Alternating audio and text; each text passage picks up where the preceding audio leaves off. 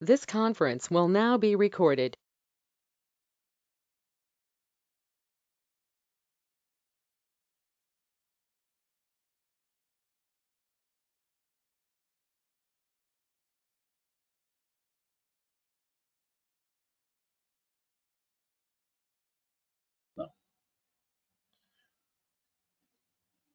So in the previous session, we have discussed about the various use cases and the Apex programming, and we have discussed how to write the Apex programming code by using execute anonymous window, how can we execute, how to see the results, and what is the navigation we used to follow to write, to compile, to execute, to view the results of our Apex code. We have discussed in the previous session, and we have discussed the practical use cases as well, how to write the code, how to define the variables, how to assign, how to do the required calculations, and how can we represent the results on the debug log file we have discussed in the previous session. Now today we'll see a few more practical use cases to write Apex programming code. Now let's see.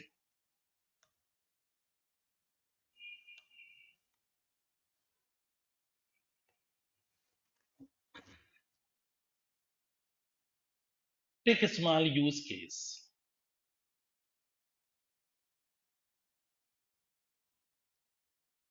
Now, so let me explain a small requirement.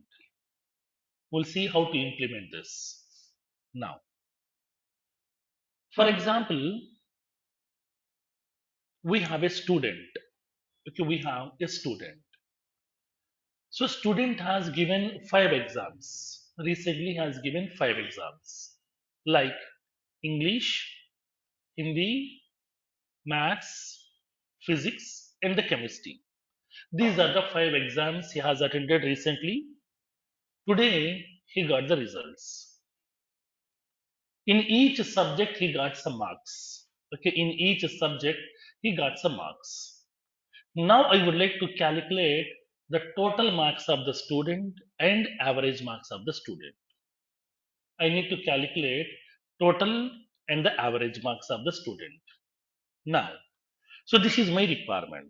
Now tell me how many variables we need to define and what type of variables we have to define for this use case. How many variables are required? 5 variables for what? Integer, okay? Okay. You can consider that one also like as the integer, okay? Hmm. In order to calculate the total marks and the average marks of the student, we need all the 5 subject marks, right? Yes. To collect these 5 subject marks, to store these 5 subject marks, we need 5 variables. Okay, we need 5 variables of type what? Integer. Because marks are nothing but what? Numerical values. So I need 5 variables of type integer to store all the 5 subject marks. Next, to store the total marks, we need one more variable of type integer, because whenever we are doing the addition of integers, result will be again in integer. That is a basic mathematical formula. And the last one, seventh variable, we need to use one more variable to store average marks. So to store the 5 subject marks, we need 5 variables. To store total marks, one variable, that means sixth one, and the seventh one to store average marks. Total 7 variables we have to define of type integer. Next, after that, second step. Whenever I'm defining these variables, automatically in all these variables, what value will be storing by Salesforce? Null. Now, I would like to, okay, I don't want to do the calculation on null values. I want to assign the values for these 5 subject marks. Whatever the five subject marks variables that we have, in these five variables I want to store some marks. In English I want to assign some marks, Hindi I want to assign some marks, maths, physics, chemistry. For these five variables I want to store the values. I want to assign the values for these variables. Then I would like to use these variables to do addition. So because I would like to calculate the total marks, and then I would like to use average marks. How to calculate average marks? Total marks by number of subjects. Okay, number of subjects means five because we have five subjects are available. Okay, understood the concept now? Now, let's take a small use case now. Let's see how can we implement.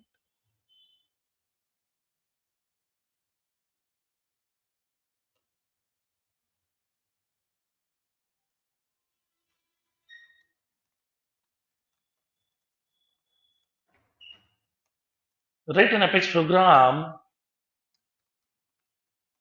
to calculate the total and average marks of a student. Write an Apex program to calculate the total and average marks of a student.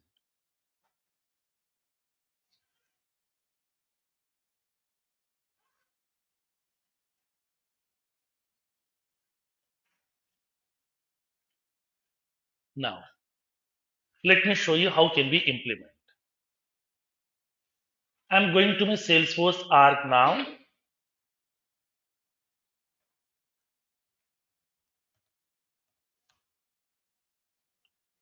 Now I would like to go to execute anonymous window to write this a piece of code. Go to the setup menu, click on developer console,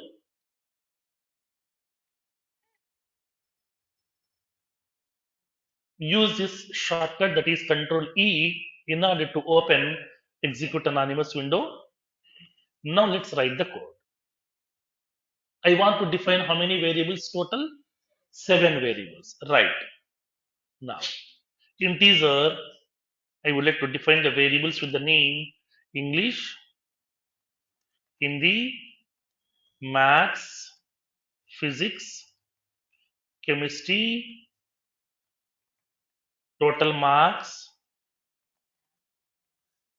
average marks. Okay, total marks and average marks. These are the variables I have defined. Okay, now, whenever we got any requirement, first of all, understand the requirement first. Analyzing the requirement is very, very important. Okay, as part of analysis, mainly we have to concentrate on two things. First one, what they have given. Second one, what they are expecting. That's it. So, what inputs they have given, what output they are expecting. If we know these two, how to implement that code, we will take care of. Okay, that is most important. So now, first of all, we have to analyze what they have given, what they are expecting. How to implement the code? We'll go to the Google. We can search for the content. The code will be available. Copy paste. We can complete that code. That is not a big deal. But understanding the requirement is very, very important. If you know what they're expecting, then only we can start implementing the code. Okay. Now, so now in this case, simply they have given that they asked us to calculate the total marks and the average marks of a student. Now, the student has given five exams over here. So now we need to collect the five exams marks, and then based on that, we need to calculate the total marks and average marks. Now I want to assign the marks of each and every subject. I'm assigning the marks for this English subject, like as some 85, Hindi some 81, Maths some 96, Physics some 92, Chemistry 90. These are the marks the student got in his subjects. As part of his exams, these are the various marks he has received. In English, he got 85 marks. Hindi he got 81, maths 96, physics 92, chemistry 90 marks. Okay, now. So now I would like to calculate the total marks. How to calculate? Total marks equals to English plus Hindi plus maths plus physics plus chemistry. That means we are doing total. That means addition. So all are numerical values so that I'm performing the addition of all these values. Now represent the result. System dot debug total marks are total marks. Okay. Next, average marks. Average marks equals to, how can we calculate? Total marks by number of subjects means what? How many? Five. Right. That's it. Now we can represent the result. System dot debug average marks are, I would like to indicate average marks. Okay. Now I would like to indicate average marks here. If you want to add percentage symbol, then what we can do, just you can able to use plus symbol percentage. That's it. Okay, because here this is a string, this is an integer. So whenever we are combining these two, it will be like as a string type because alphanumerical values. Then we would like to combine this one with string value again. Okay, clear up to this one? Now let's see.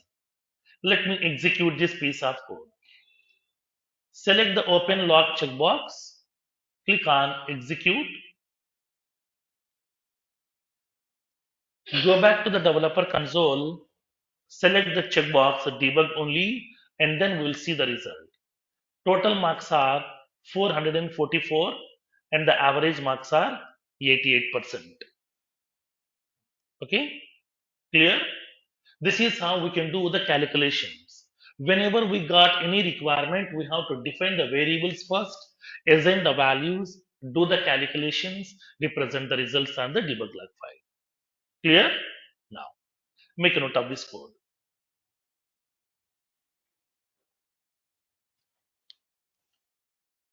Have you done with the practicals of yesterday's examples? Any difficulty? Any errors? No errors? Okay.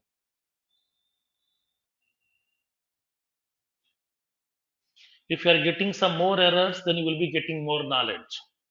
Okay. But it doesn't mean to write the code to get the errors. Okay. Write the code. If there is any errors has been comes up, try to fix those issues. Okay. Firoz, Yes. yeah, this is Bindu here. So I did try with that Apex code, but I'm getting errors on those. Okay. What are those? Right now I'm seeing like variable does not exist, first number. Hmm. Have you defined the variable? Yeah, I did like first number and second number, and I have given the result first number minus second number. Can you So share that code through WhatsApp? yeah, Just to sure. take a picture of that code, share me through Okay, WhatsApp. sure.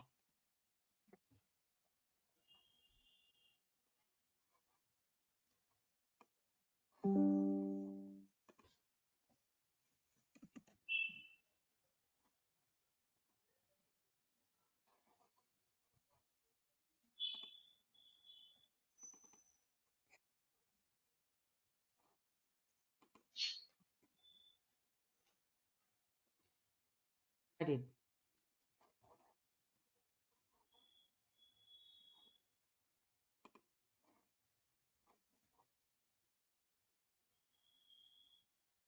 So am I missing anything here? Where did you post that message? I have sent it to the WhatsApp. Have you posted into the WhatsApp group? Uh, yeah. WhatsApp. I have only one St- member, I think. Yeah. Still, we haven't received anything in the WhatsApp group. Okay. So I have only one number. Okay, let me send it to email. Yeah.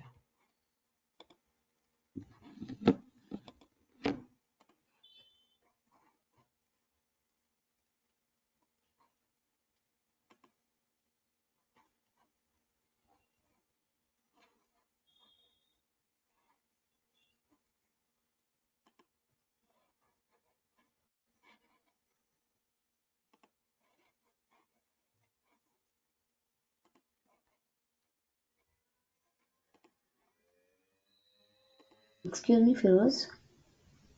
Yes. Math mod function is nothing but percentage, right? No, not the percentage. That is nothing but percentage actually. Yeah, same thing, right? Yes, right.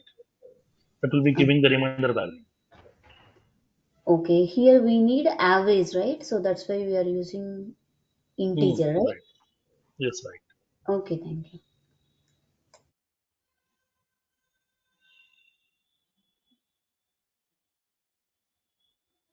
Excuse me, Firoz. In Yes. this program, we are assigning for each subject assigning value inside the program. Right. Uh, when you are running the query, we will enter the number one time one, right? We can't do that. No, because here if we want to pass a value at runtime, okay, we have two options in Salesforce. First one, Okay. we have to use a procedure. Uh, Second one, we have to go with Visual Force. okay. Okay, those are the further topics here. But here directly we can't read the value. In other Okay. programming languages, the people will enter these values in the command prompt. But in Salesforce, we don't have any command prompt, so we can't enter the value dynamically at runtime. If you want to pass a value at runtime, then we have to use procedures or we can use Visual Force program. Okay, that will be the further Okay. topics. I will show you how to pass the values at runtime.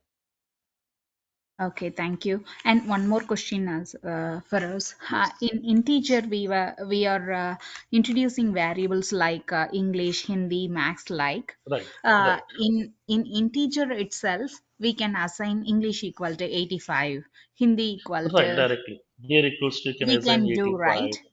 Yes, yes, you can do 81. Directly we can assign within the definition itself. You can do. Thank you. Excuse me, Firoz, Firoz. Yes.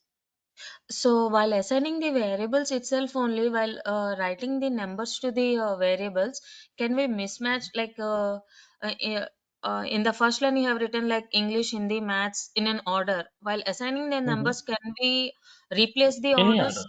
Any order. any It order we doesn't can matter, do. right? Any order. It doesn't matter the order. Okay. Thank you. Firoz, did you get it? No, madam. Uh, it is in Are WhatsApp you and also, in the WhatsApp group? uh, do we have any group for this particular thing? Yes, yes, yes, yes. I don't know that one. I think I'm not added in that.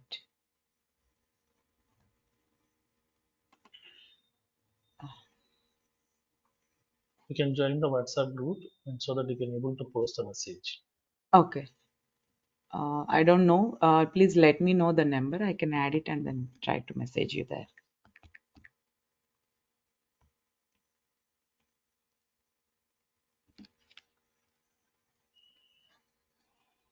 One name. Bindu, Bindu Bhujpali.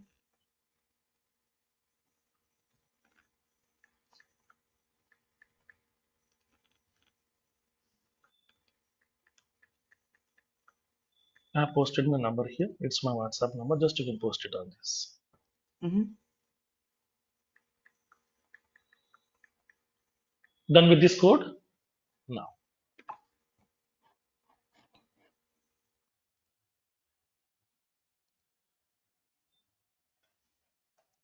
Feroz, one more Next one. question.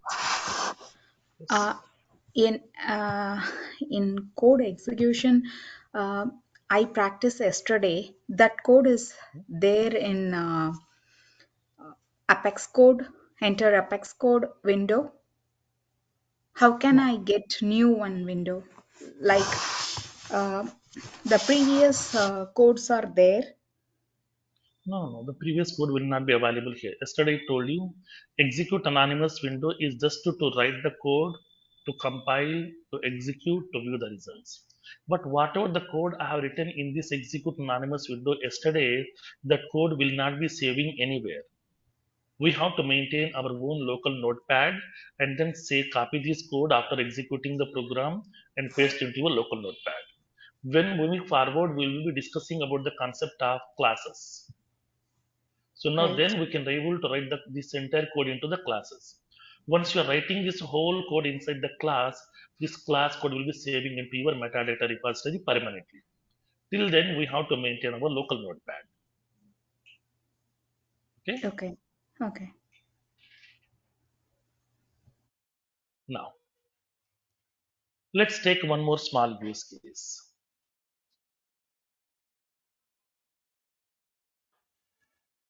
Now let me explain the requirement first so that you can write the code. For example, today I went to a supermarket to buy some apples.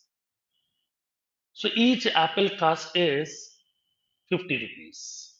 Each apple cost is 50 rupees. Today I'm purchasing 50 apples. Okay, I would like to buy 50 apples. Now each apple cost is 50 rupees. Now, so now I would like to calculate the bill amount. That means based on the quantity, based on the unit price. Unit price means each product cost. Each product cost, maybe apple also, it may be any other product also, whatever it might be. So now depends upon the quantity, how many items you are going to purchase, depends upon the product cost. That means unit price. We need to calculate the bill amount. What will be the amount that we need to pay? Now today, supermarket people are offering 15% discount on the bill amount. They are offering 15% discount, 1 5. Now I would like to calculate the discount. Based on the discount, I would like to calculate the net bill amount. Okay, net bill amount. That means after the discount, what is the amount we have to pay to the supermarket people? Okay, we need to calculate. Now tell me how to implement this one. Give me the step-by-step approach. Okay, first of all, we have to define the variables. How many variables we need to define? To store the quantity, one variable. To store the unit price, one more variable. To store the bill amount, one more variable. To calculate the discount, one more variable.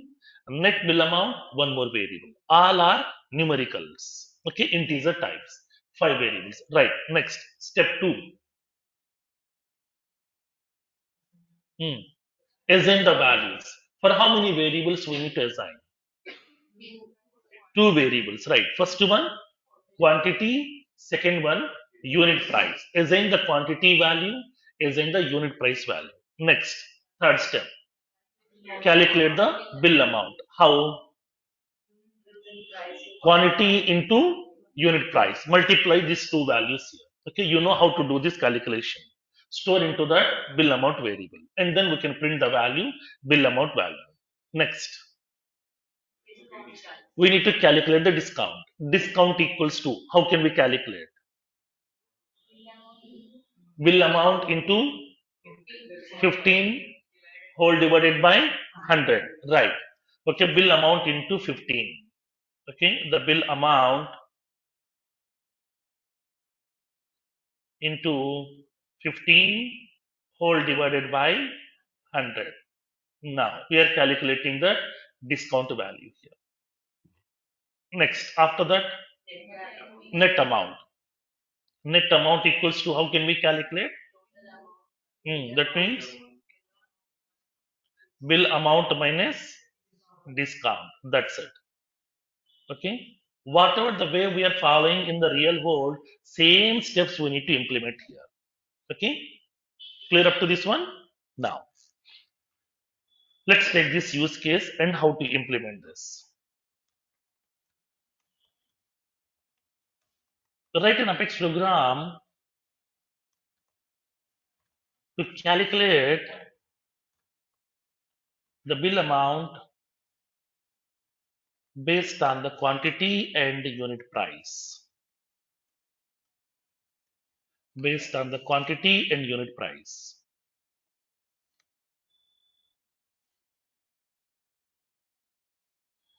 Now, offer 15% discount on the bill amount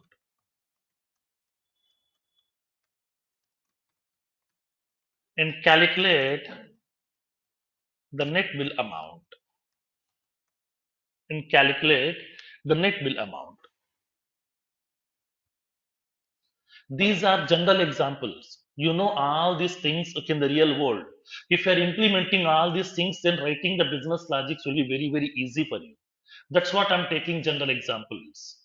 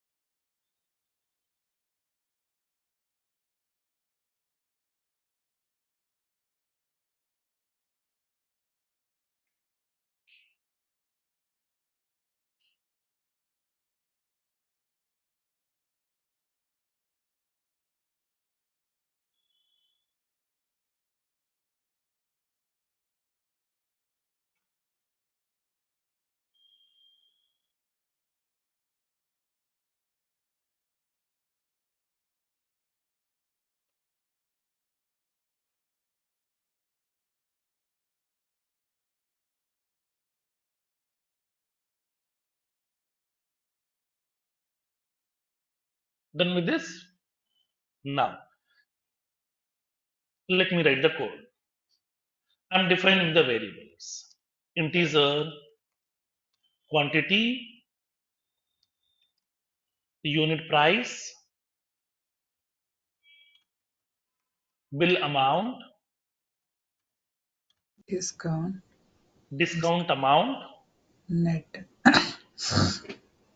net bill amount. These are the variables which I have defined. But in all these variables, it is storing the default value as null. Now I want to assign the values. Quantity, I'm assuming the value as some 120 items. Unit price 75 rupees. Each product cost is 75 rupees. I would like to buy 120 products today. Now I'm calculating the bill amount. Bill amount equals to quantity into unit price. Now I would like to represent system.debug. Bill amount is, I would like to represent bill amount. Now I would like to calculate. Discount amount equals to, I would like to calculate bill amount into 15 whole divided by 100. Bill amount into 15 whole divided by 100. Okay. Now, so please make sure that the braces should be right perfectly. Okay, because if I'm not writing, generally in our mathematics we're writing like this, okay, by 100. Okay, now that means whatever the bill amount value that we have, that value will be multiplied by 15. The whole value will be divided by 100, because internally it will be following Badmas rules. As part of mathematics, we are having Badmas rules are available. Now Apex programming purely follows Badmas rules internally. So that please make sure that the whole value, that means first of all I would like to multiply, and then this value, the whole value I would like to divide by 100. So I'm indicating this.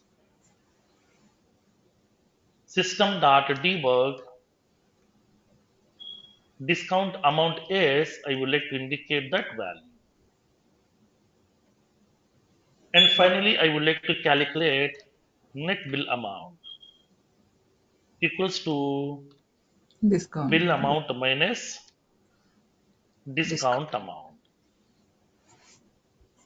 Now we can represent system.debug net bill amount is, I would like to represent.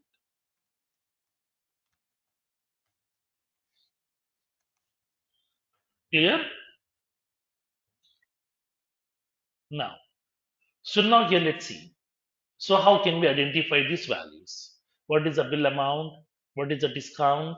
What is the net bill amount? We can specify. Now, now here I'm indicating rupees. Here also I'm indicating rupees. Here also I'm indicating rupees. Now, let me execute this code.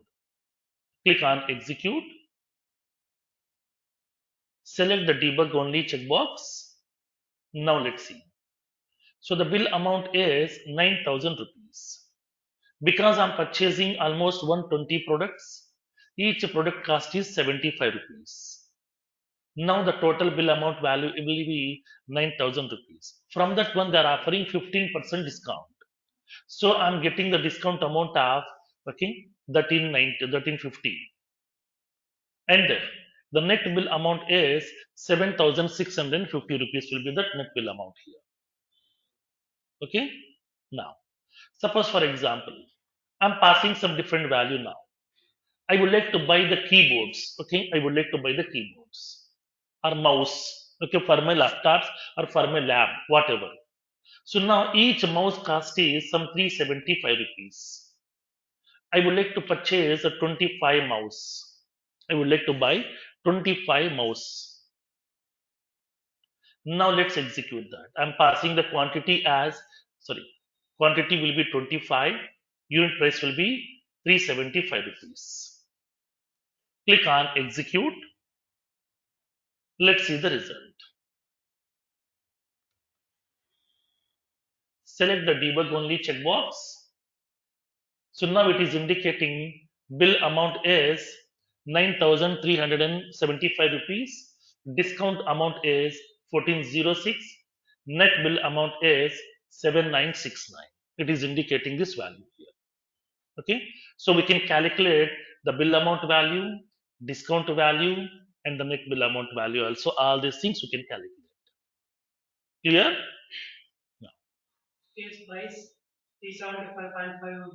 Now, at that time, we have to define the members as decimal. Okay, by defining the members as decimal, we can represent them. All the variables, we can define them as decimals. Okay, write the code for this.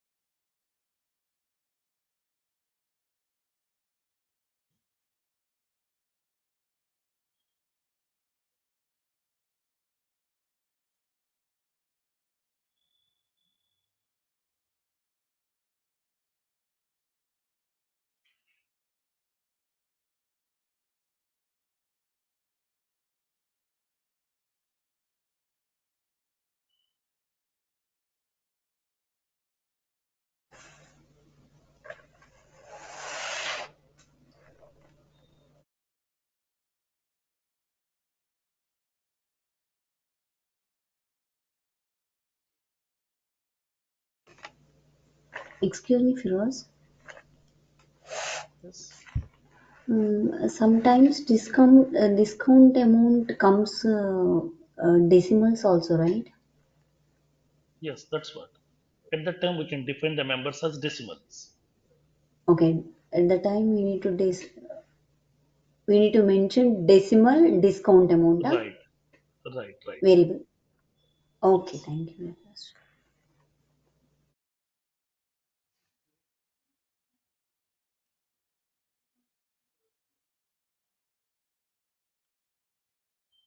Done with this code?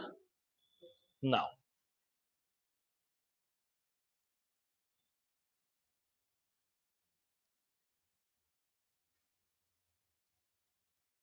next one. Take one more small use case.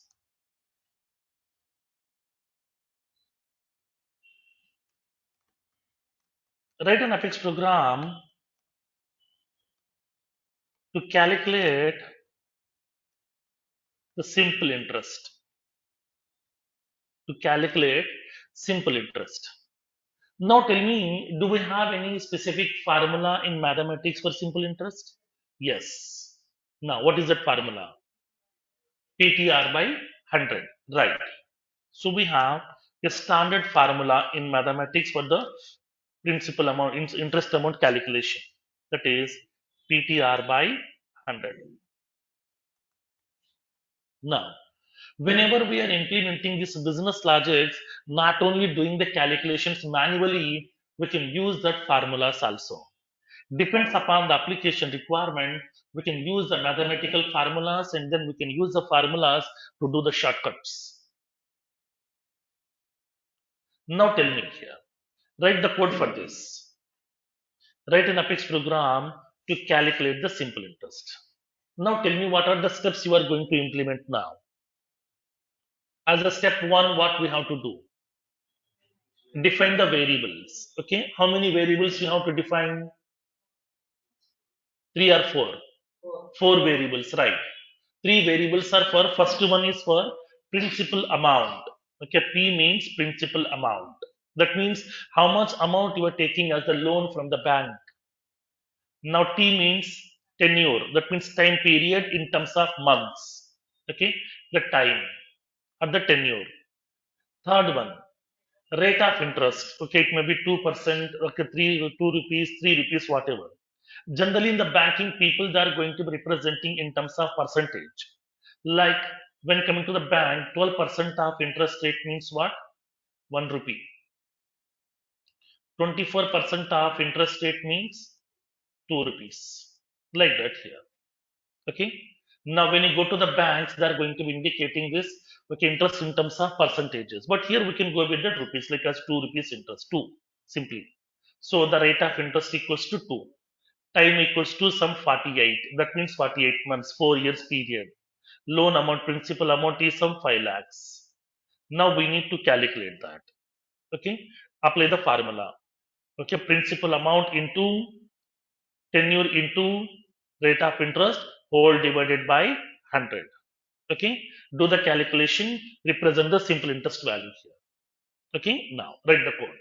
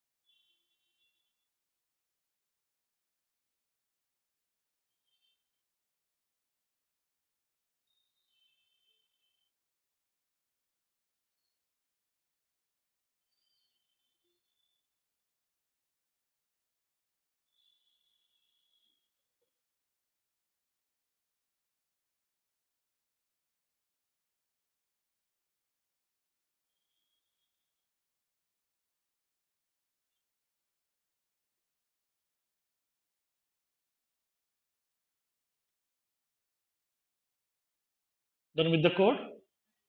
Now, let's see.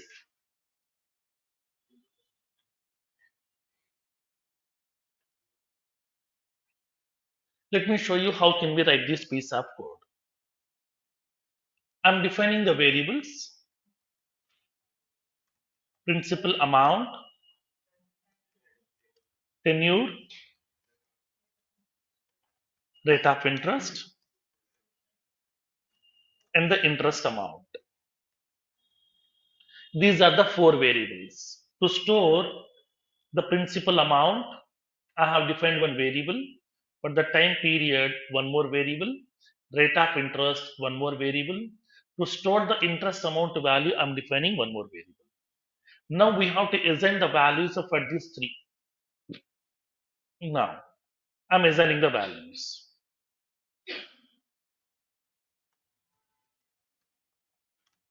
Principal amount, I'm assigning the values from 5 lakhs. Tenure, some 48 months. That means I'm indicating the tenure will be like as a 4 years. And the rate of interest, 2 rupees interest. Now I took the loan from a bank that is of amount of 5 lakhs rupees for 4 years of period with a 2 rupees of interest. Now I would like to calculate the interest amount. We have to use that. Principal amount into tenure, rate of interest, whole divided by 100. That means PTR by 100. It's a standard mathematical formula. Now I would like to represent. Now the interest amount is, now I'm indicating interest amount. Now I would like to represent total amount over here. Total outstanding amount. Total amount. That means your actual principal amount plus interest, both. Now I'm indicating here. Principal amount plus interest amount. Total outstanding. Okay, how much amount we have to pay to the bank, including interest also. We have calculated the interest value separately here, and then I would like to represent the interest value along with the principal amount also both. Now click on execute.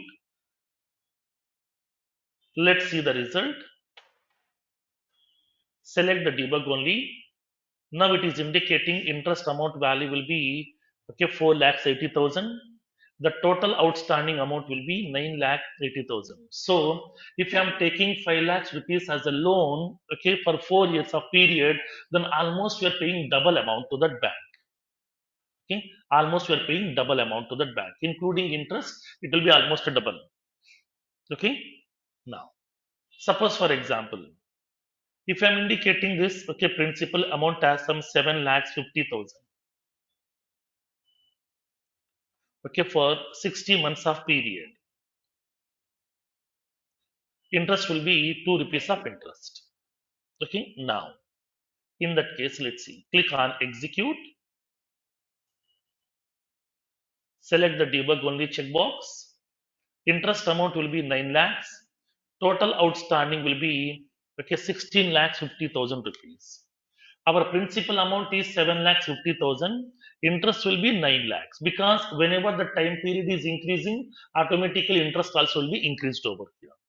Previously, we have time period of 4 years. Now we have extended to 5 years. That means 60 months.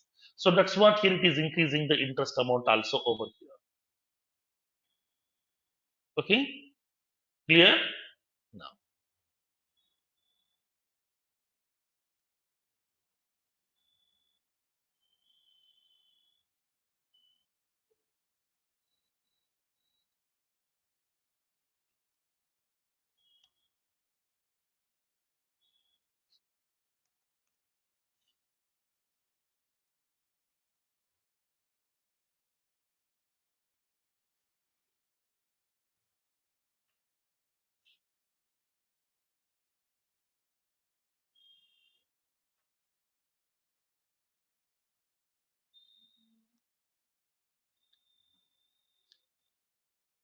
Done with this code?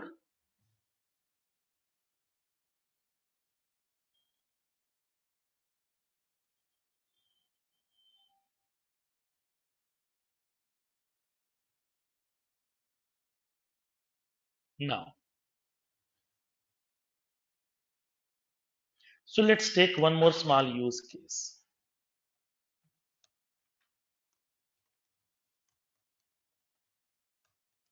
Write an Apex program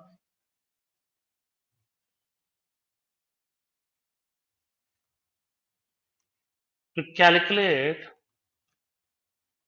the sum of first 100 numbers.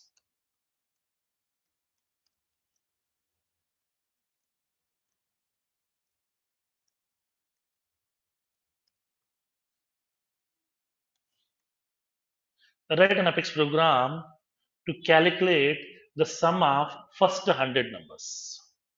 Like as 1 plus 2 plus 3 plus like that up to 100. This is my requirement. Now tell me what can I do? Formula. Now we have a formula in mathematics. What is that formula? N into n plus 1 by 2. Right. There is a standard formula is available here. N into n plus 1 by 2.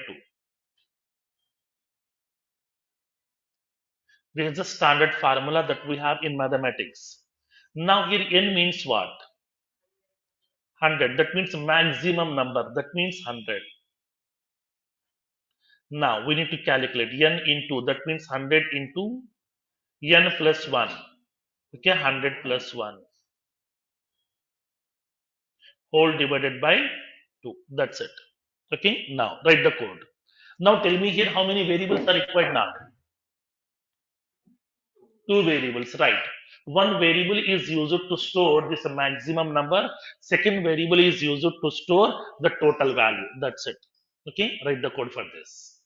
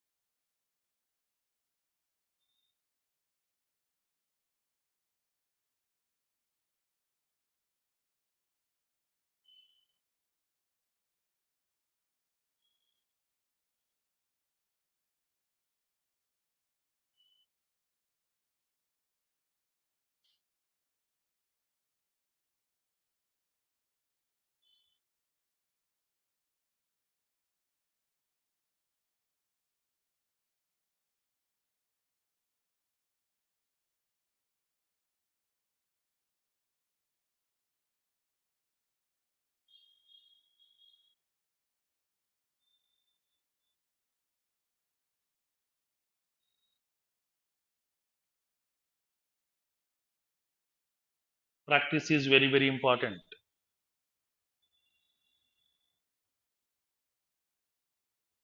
If you are facing any difficulty upon writing the code, better initially for few days come to the lab, do the practice in the lab.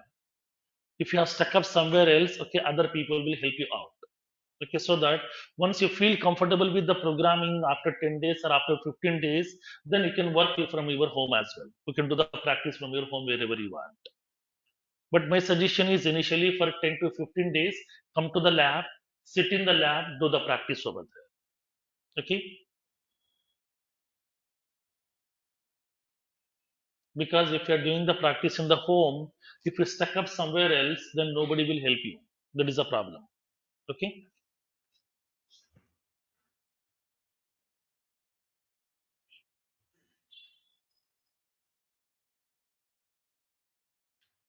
done with the code. Now let's see how can we implement.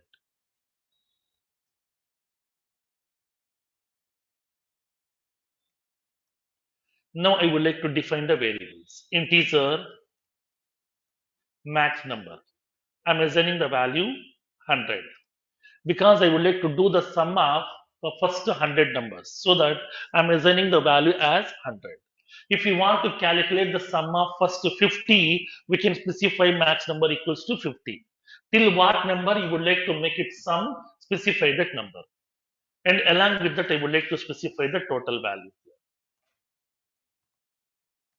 Total value. Now, I would like to indicate that formula. Total value equals to, what is the formula? N into n plus 1 by 2.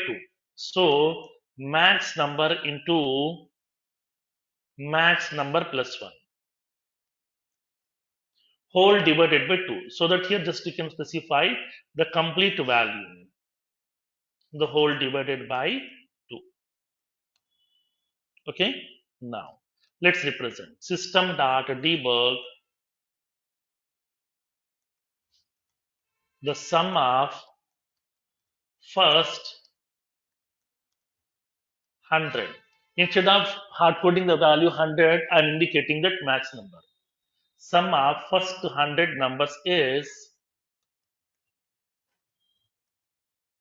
I would like to show the total value here. Okay, based on my requirement, I'm printing the output like this here. Sum of first max number. Max number value means what? 100. So it will be representing the sum of first 100 numbers is, okay, it will be representing the number value here. Clear? Now, let's click on execute. Select the debug only checkbox. Now it is representing the result. So the sum of first 100 numbers is 5050. Now, suppose for example, I'm giving the value. Instead of 100, if I'm indicating 200, click on execute. Select the debug only. Now it is indicating the value. The sum of first 200 numbers is, okay, 20,100. We can able to represent. Suppose if I'm giving this value as a 50, max number is 50. I want to calculate the sum of first 50 numbers. Now specify the max number value as 50. Now click on execute. Select the debug only checkbox. It is indicating the result. The sum of first 50 numbers is 1275. Okay. So depends upon the requirement here. Instead of entering this 50 value here, also hard coded, I'm going to be collecting dynamically that value over here. Okay. Clear? Now, make a note of this code.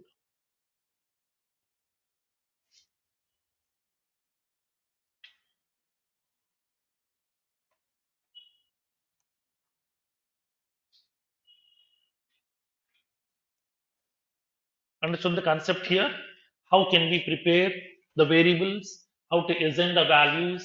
How to do the calculations either manually or by using some ready-made formulas available in the mathematics to do the calculations? And how can we represent the results on the log file? Feeling comfortable till now? Any questions? Any difficulty?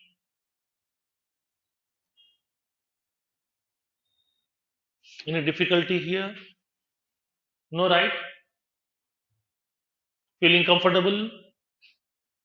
Nobody's responding. Hmm. Okay.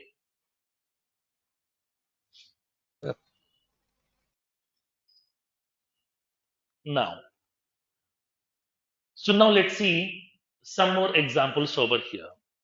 Okay. Now, let me moving forward to that one more concept now. We'll see some more practical use cases.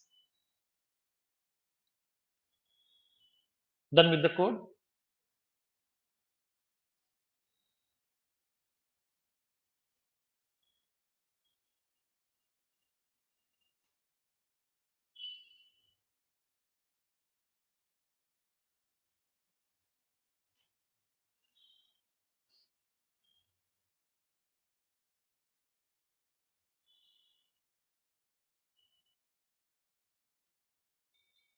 Done, everyone?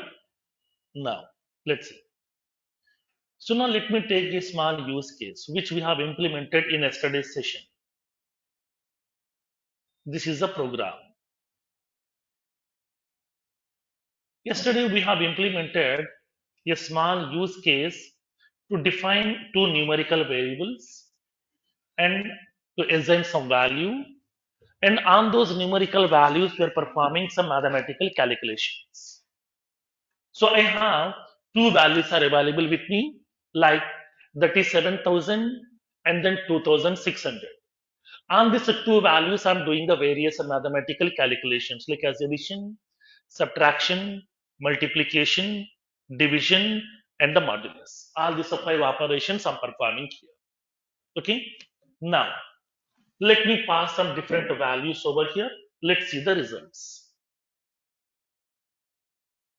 I'm passing the first number value as 7,000. Second number value as 196. 196. First number value as 7,000. Second number value as 196. I'm doing all the mathematical calculations. Now let me execute this piece of code. Click on execute. Select the debug only checkbox. Now it is able to represent all the five results. I'm able to see the results: addition result, subtraction, multiplication, division, and the modulus. All the five operations results I can see over here. Okay, clear up to this one? Now for example, let's see. If I'm passing this second number value as 0. Okay, if I'm passing second number value as a 0, because 0 also one of the numerical value. So I'm passing this second number value as 0. First number value same 7,000. Second number value I'm giving as 0. Now click on execute button. Now let's see what happened. It is showing a message over here: system dot math exception divided by 0 exception. Why? Why this exception has been occurred? At what operation this exception has been occurred? Hmm. Now in this case, now previously it is working fine. Previously I have given that second number value as a 196. It is working very fine, but whenever I'm giving the second number value as 0, it is causing some issue. System dot math exception divided by 0. Now, so now in this case here, where this exception has been occurred, where this exception has been occurred, because of what operation this exception is occurred, I would like to find out first. Then I will find out the solution. I will fix the problem here. Now let's see. I want to check the first this piece of code. Only addition part of code I'm executing right now here.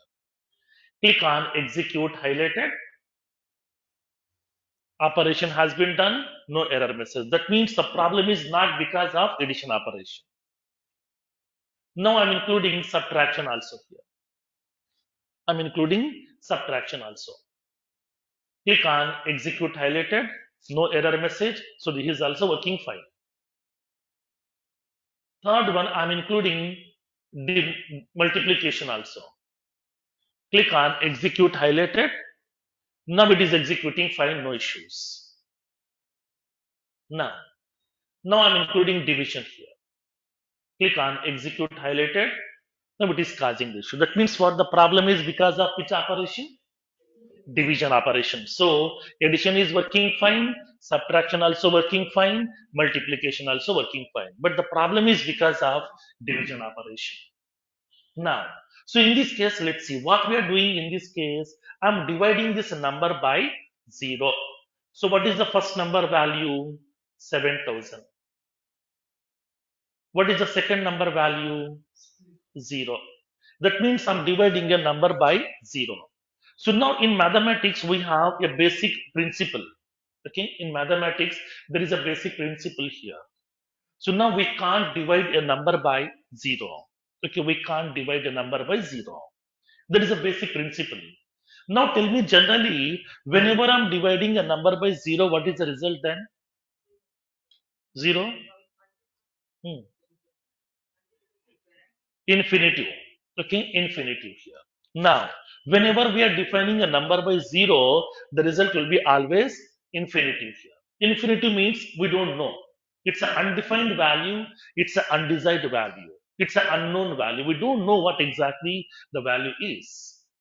So now here in this case, whenever I'm dividing the number by zero, it is giving the result as infinitive. Infinitive means it's an unknown value or an undefined value or undesired value here. We don't know what exactly the value is. In that case, that infinitive value cannot be storing into my result variable. That means inside my integer variable, okay, it can't store the value infinitive. That's what Apex runtime engine is going to be throwing an exception system dot math exception divided by zero.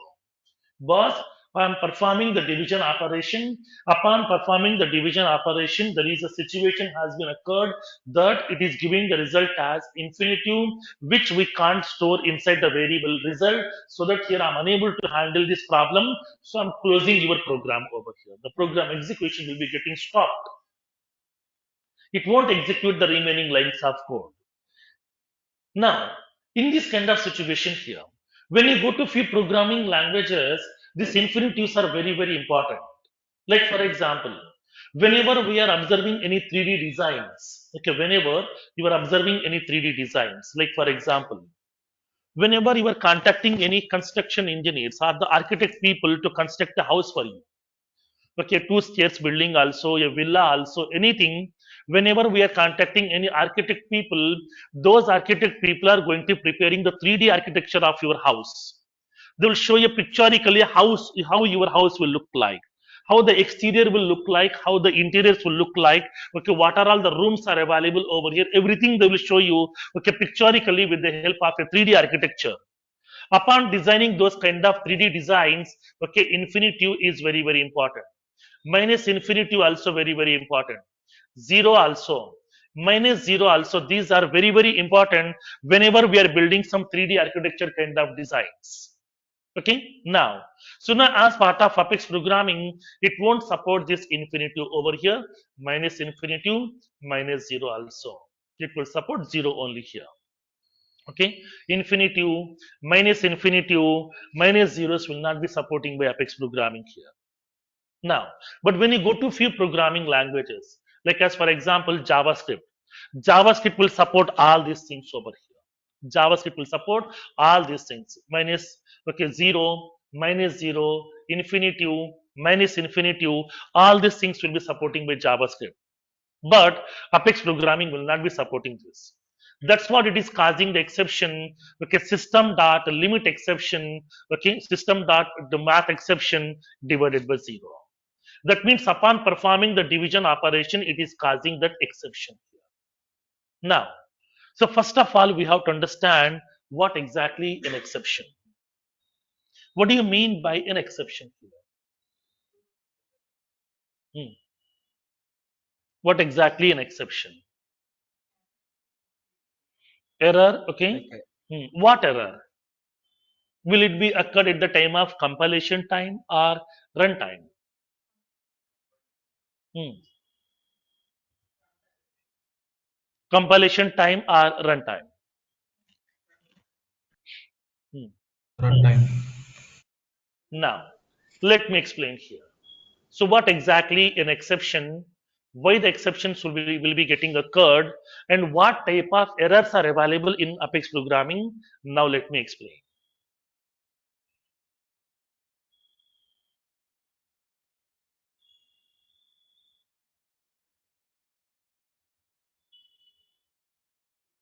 Now, let's see.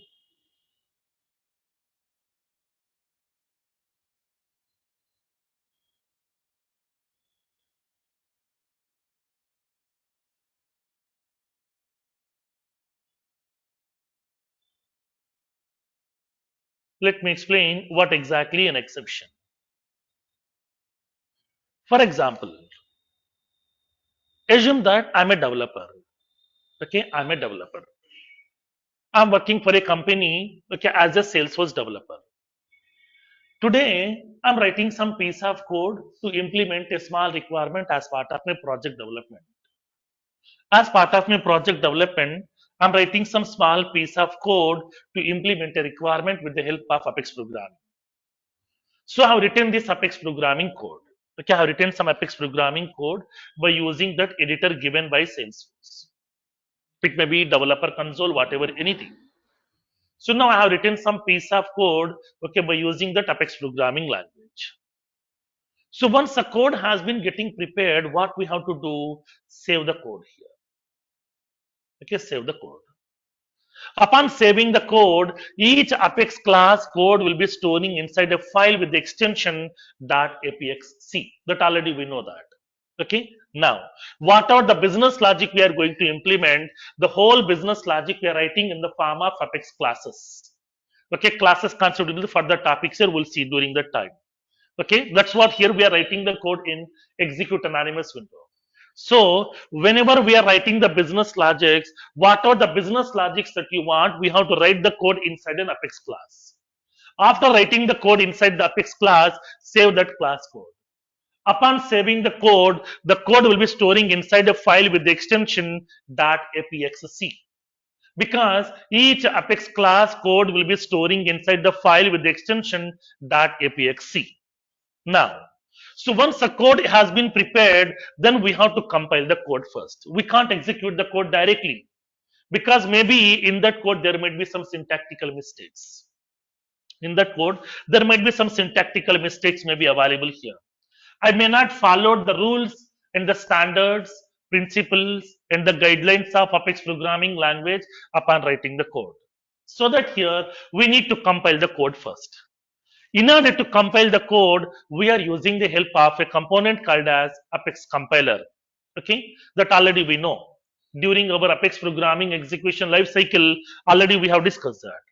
Each Apex programming code should be compiled by using a compiler that is called as Apex compiler. Now, what this Apex compiler will do, Apex compiler is going to be checking each and every line by line syntax over here. Whatever the code we have prepared, each code will be getting checking the syntax line by line from first line to till last line will check every syntax over here. Now, upon checking those code, upon checking that syntaxes, if there is any syntactical mistakes are available, if there is any statements are available where I forgot to specify some semicolon, where I forgot to close the braces, where I forgot to close that single quotes also, there might be some syntactical mistakes because we are not the robots to have prepare 100% okay correct code. So now we are the human beings who can do some mistakes. By mistake, I forgot to specify the semicolon inside my code. So in that case, there might be some compilation errors will be getting occurred here. Upon compiling the code, okay, upon compiling the code, it may cause some errors. So those are called as compilation errors or compile time errors. Okay, upon compiling the code, it will be causing some errors. Those are called as compilation errors or compile time errors. Then generally, why these compilation errors will be getting occurred? Basically, compilation errors will be getting occurred because of two possible reasons. First one, because of syntactical mistakes. Okay, because of syntactical mistakes. Upon writing the code, I did not follow the proper syntax rules of Apex programming language. Because of that, it is going to be indicating that boss, you have written some wrong statements. You haven't followed the rules of Apex programming language. You forgot to specify the closing braces. You forgot to specify the semicolon. You forgot to specify that single quote. So that here we are unable to go ahead to execute your code. Please correct the code first, and then I would like to go ahead for that execution, so that if there is any compilation errors are occurred, immediately it will be sending the response back to the developer. Dear developer, we found some syntactical mistakes, please correct the code, please write the proper code, please resubmit the code for the recompilation process again. Okay, now, so basically this compilation errors will be getting occurred because of two possible reasons. The first one, due to syntactical mistakes. Because of syntactical mistakes. Second one, because of lack of system resources. That means in order to compile the code, whatever the supporting components are required, whatever the compiler components are required, whatever the memory resources are required, if those are not available, then it will be throwing the compilation errors. Okay, whatever the supporting components are required to compile the code, if those supporting components are not available, it will be throwing that compilation errors. So your code will not be move ahead for execution. Your code compilation will be getting stopped there itself. Now, so in this case here, we have to modify the code, rectify the code, and write the code according to the rules and the principles and the standards of Apex programming language, and then we have to resubmit the code for recompilation process. Okay, clear? Now, so now in this case, again it will check that line by line syntax from starting line to ending line. Now, in this case, second time, my code has been compiled successfully. My code has been compiled successfully. Once a code has been compiled successfully, then what is the next step? Execution. Okay, running that code, execution that code. Now, once the code has been compiled successfully, it will send this compiled code to that Apex runtime engine to execute the code. That means compilation wise, my code is perfect. No syntactical mistakes inside my code over here. Syntactically, my code is perfect. Now, now I'm trying to be executing the code with the help of Apex runtime engine. While executing the code with the help of Apex runtime engine, it may be causing some issues. It may be causing some errors. Those are called as runtime errors. Those runtime errors are also called as exceptions. Okay, exceptions. That means compilation errors, runtime errors. Okay, compilation errors will be occurred because of some syntactical mistakes. Runtime errors will be getting occurred upon executing the code. At the time of compilation code, okay, whatever the errors has been occurred, those are called as compilation errors or compile time errors. Upon executing the code by using the runtime engine, whatever the errors will be occurred, those will be called as runtime errors or exceptions. Then what do you mean by an exception? How can we define an exception here? Now, let me explain a small general scenario so that we can understand what exactly an exception. For example, assume that today I would like to meet one of my relative, okay, who is staying in some Kukatpalli. Okay, one of my relative is staying in Kukatpalli, so I want to meet those people today here. I'm staying in some Amirpet. So I would like to travel from Amirpet to Kukatpalli, which is a 10 minutes of traveling okay, journey here. Now, so now here I have started from Amirpet, okay, with my two-wheeler vehicle. I have a two-wheeler vehicle here. With this two-wheeler vehicle, I have started to reach to the Kukatpalli to meet my relative. So whenever I'm traveling on the road, when I reach to some Eragada, suddenly my bike tire has been punctured. Suddenly, my bike tire has been punctured here. Now tell me, is it a expected one or unexpected one? Unexpected one. Okay, it's an unexpected one. That means whenever we are doing some operations, in the middle of the operation, some unexpected things will be getting happen. Okay, now, like the similar way, for example, here. Assume that whenever I'm traveling on the road, when I reach through some Bharatnagar, suddenly I met with an accident. Okay, suddenly I met with an accident. Now tell me, is it an expected one or unexpected one? Unexpected one here. So that means what? Whenever we are performing certain operations, some unexpected things will be getting occurred, okay, at the time of operations. These kind of unexpected things are called as exceptions. Then what do you mean by exception? Exception is nothing but an undesired behavior or an unexpected behavior of an application at runtime. That means I thought of my program will be executed perfectly, but upon executing the code in the middle of the execution, it is showing a very big error message to me here. It's an unexpected thing here. I'm expecting the result of my program, but unexpectedly it is showing an error message here. So these kind of unexpected messages will be called as exceptions. So exception is nothing but an unexpected behavior or an undesired behavior of an application at runtime, not at compile time, at runtime. Compile time means what? Only compilation errors because of syntactical mistakes. Syntactically, my code is perfect, but upon executing the code, it is causing some errors over here. Those are called as exceptions. Then why the exceptions will be getting occurred? Exceptions will be getting occurred because of some wrong logic. Because of some wrong logic. Because I know, as part of mathematical principle, I know a basic thumb rule that we can't divide a number by zero. But even though I have written that number by zero over here. Okay. So now here we have a basic thumb rule in the mathematic principles. We can't divide a number by zero. But even though I'm trying to do that here, syntactically my code is perfect. But upon executing that logic here, 7,000 by zero, it is causing the error because it's my mistake here. I have supplied some wrong value over here. Second number value as zero. So in this case, whenever we are executing the piece of code at the time of execution or at the time of runtime, it may be causing some errors. So those are called as runtime errors or exceptions. Generally, exceptions will be getting occurred because of few possible reasons. First one, because of the wrong logic. Whatever the logic that I have written, that logic may be wrong. Second one, because of passing some wrong values for the fields. Whatever the variables are available, for those variables, if I'm passing some wrong values, that means some illegal values here. Incompatible values, if I'm passing, it will be causing exception. Third one, because of missing the value for the mandatory fields. If there are some mandatory fields are there for whom we need to supply the value, but I did not supply the value for those field variables. In that case, it will be causing some exceptions. So exceptions will be getting occurred because of these three possible reasons over here. Because of wrong logic, because of missing the values for the required fields, because of passing that wrong values for that fields of other variables.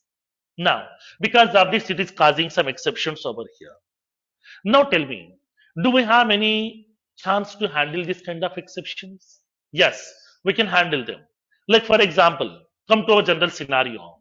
So assume that whenever I'm traveling on the road, if my bike tire has been punctured, then what can I do? Do we need to cancel the meeting with the people? No. Just we can go to the nearest location, go to the service center, make your bike repaired, and then we can start the travel from there onwards. Of course, we may be reaching to 10 minutes late also, but we can meet the people as well. There is a chance to handle this. Suppose if I met with a small accident, just we can go with the first aid and we can go to that people, we can meet them as well here. Multiple alternatives are available. Like the similar way here also, whenever an exception is occurred, we can handle those exceptions also. In order to handle the exceptions in Apex programming, we have two ways are available. First one, conditional statements. Second one, exception handling mechanism. First one, conditional statements. Second one, exception handling mechanism. Two ways are available to handle the exceptions over here. Then how can we handle the exceptions? By using conditional statements. Okay, we'll see first. First, we'll see the conditional statements over here. Then we'll see how can we handle the exceptions by using exception handling mechanism one by one in tomorrow's session here. Okay, tomorrow we'll see the concept of conditional statements. What exactly a conditional statement? What is a use? What conditional statements are available in Apex programming language? And then how to use each conditional statement, how to add the conditions upon performing the operations. We'll see practically one by one. Okay, now don't miss that conditional statements concept here, that is most important. Okay,